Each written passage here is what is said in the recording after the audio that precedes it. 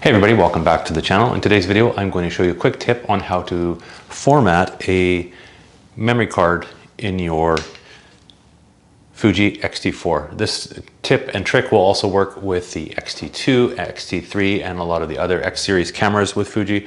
We're going to show the demonstration on the X-T4, how to quickly format your memory card without having to go through all the memory systems. Especially if there's two card slots, makes it super easy if you're putting in a new, brand new card to get it formatted very quickly. I'll show you how. All right, here's how to quickly format your Fuji X-T4 with a new memory card. You have to access the slots here on the right-hand side. I've got two cards in there already. I'm going to take out one, and I'll put in the new one that we are going to format. This is in slot number 2.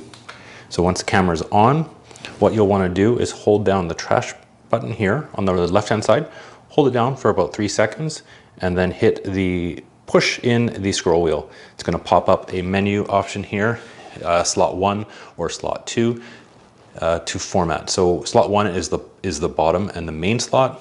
Slot 2 is I have set up for the backup slot. So we're going to erase that. This is a new card. You scroll down to that, hit menu OK. It's going to ask you to confirm because it is going to erase everything. So be sure you want to do that. Push up and then menu again. It's going to format the whole card. And then you're done. That just saves you having to go through all of the menus to format your card on the X-T4. All right, there we go. Hopefully you found this tutorial useful. Super simple trick to get your memory card formatted quite quickly. If you are putting a memory card in there, make sure when you are doing the formatting that you actually want to format your memory card.